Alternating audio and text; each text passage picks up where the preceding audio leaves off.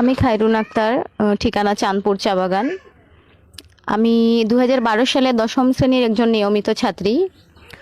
২০১২ সাল থেকে আমার বাবা ক্যান্সার হয়েছিল, তাই তিনি অনেক অসুস্থ ছিলেন। ২০১৩ সালে তিনি ইন্তেকাল করেন এবং ২০১৩ সালে হচ্ছে আমার ফ্যামিলিগতভাবে কেউ ছিল না। আমার মা ছিল, তবে আমার মা খুব অসুস্থ ছিল সেই সময়টাতে।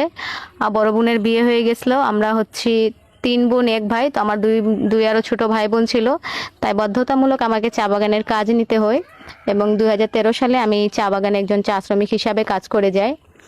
এবং কাজ করার ক্ষেত্রে হচ্ছে গিয়ে চা বাগানের যে আমাদের যে সমস্যাগুলো আছে, প্রথমত আমার মনে হয়েছে যে আসলে এই সমস্যার কথাগুলো যদি না তুলে ধরি তাহলে আমরা এগিয়ে যেতে পারবো না। তো এই পর্যায়ে মানে প্রথমে কথা তাদের অনেক শুনেছি, তারপর কাজ করার ক্ষেত্রে আমার মনে হয়েছে যে না, আমার এটা দরকার, কিন্তু কোম্পানি থেকে আমাকে এটা দিচ্ছে না। তো এইসব বিষয় ভাবতে ভাবতে আমি হচ্ছে অনেক প্রথমে শুরুতে একটু একটু করে প্রতিবাদ শুরু করি। তারপর হচ্ছে জোরালোভাবেই মানে চা শ্রমিকদের বিভিন্ন দাবি দাবা নিয়ে কাজ করি। এবং আমার একটা সংগঠন আছে, সে নাম হচ্ছে বাংলাদেশ চা কন্যা নারী সংগঠন। সেই সংগঠনের আমি একজন সভাপতি। তো আমাদের এই সংগঠন থেকে আমরা চা বাগানের বিভিন্ন দাবি নিয়ে কাজ করে থাকি এবং নারীদের যে দাবিগুলো আছে সেগুলো নিয়ে কাজ করে থাকি। আমি চা শ্রমিক ইউনিয়নের কোনো নেতা নই, আমি সাধারণ মানুষের একজন নেত্রী হিসাবে বেঁচে আছি মানুষের মাঝে। আমাদের যে ৩০০ টাকা মজুরির দাবিতে আন্দোলন করেছিলাম, যখন মাঠে কেউ ছিল না নেতারা, তখন কিন্তু আমি সেই মাঠে নেতৃত্ব দিয়ে গেছি সামনে থেকে। মানে সেই সুবাদে চা শ্রমিকরা আমাকে অনেক বেশি আদর করে, অনেক বেশি ভালোবাসে, কেননা প্রত্যেকটা বিপদে হচ্ছে আমি চা শ্রমিকদের পাশে ছিলাম আর এখনও সেইভাবেই কাজ করে যাচ্ছি। আমার উপজেলায় নির্বাচন করার কারণটা হচ্ছে যে ইতিহাসে চা বাগানের একজন ১৭০ টাকা মজুরির চা শ্রমিক নারী কখনো নির্বাচনে আসে নাই।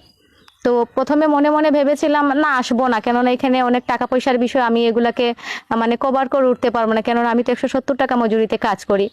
তারপর ভাবলাম যে না, একবার তো আলোচনা হয়ে যাক, তারপর দেখা যায় বাকিটা কি করা যায়। তারপর ১৫টা চা বাগানের নেতৃবৃন্দরা প্লাস ছাত্র যুবকরা চা শ্রমিকরা বসে সিদ্ধান্ত দেয় যে না, তারা আমাকে হচ্ছে নমিনেশন থেকে যা যাবতীয় খরচ তারা আমাকে ১০ টাকা ৫ টাকা করে সহযোগিতা করবে, সেই টাকা দিয়ে হচ্ছে নির্বাচন করব।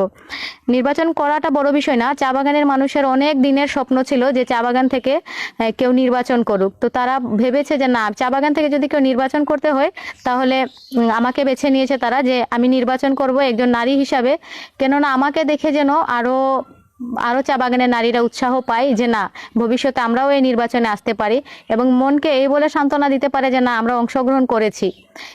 আমাদেরকে সব সময় হচ্ছে পেছনেই ফেলে রাখা হয়, আর সেজন্যই এগিয়ে আসাটা, যেন আমরা পেছনে পড়ে না থাকি, যেন আমাদের সাহসিকতার পরিচয় দেখায়। টাকা পয়সা আমাদের না থাকতে পারে, তবে আমাদের মনোবল আছে, বিশ্বাস আছে। আর আমাদের একটা বিশ্বাস হয়েছে যে আসলে এবার নির্বাচনে অংশগ্রহণ করলে হয়তো বা আমরা রেজাল্ট নিয়ে আসতে পারবো, সুষ্ঠু নির্বাচন হবে। এবং আমরা তো সর্বসময় গ্রামের মানুষকে ভোট দিয়ে এসেছি, আমাদেরও মানে একটা দীর্ঘ বিশ্বাস যে তারাও আমাকে ওরকমই ভালোবাসা দিবে, ওই রকমই আদর স্নেহ দিবে এবং ওইরকম ভাবে আমাদেরকে ভোটটা দিবে, কেননা আমরা বারবার তাদেরকেই দিয়ে এসেছি, তাদেরই পছন্দের মানুষকে দিয়েছি। এই প্রথম যেহেতু চা বাগান থেকে একজন চা শ্রমিক নারী নির্বাচন করছে, তাহলে অবশ্যই এই সাপোর্টটা আমাদের খুব বড় দরকার। তো অবশ্যই অনেকেই সহযোগিতা করছে, চা বাগানের বাইরেরও মানুষগুলো যারা আছে তারাও মনের দিক থেকে আমাকে অনেক সাহস দিচ্ছে এবং এগিয়ে যাওয়ার জন্য শুভকামনা জানাচ্ছে। বাকিটা আল্লাহর ইচ্ছা, কি হবে সেটা আমরা জানি না, তবে আমাদের মনের বিশ্বাস যে জয়ী হতে পারবো। আর চা বাগানে আমি আবারও বলছি যে ১৭০ টাকা মজুরিতে কাজ করে নির্বাচন করাটা আমাদের জন্য অনেক বড় একটা লড়াই হয়ে গেছে। তো এই লড়াইয়ে তো আমাদেরকে জিততেই হবে। সেই সুবাদে কাজ করে যাচ্ছি। আপনারা সবাই আমার জন্য দোয়া, আশীর্বাদ এবং সহযোগিতা কামনা করবেন। ভোট তো অবশ্যই দিবেন আপনারা, এটা আমাদের দাবি। আর ভোট দেওয়া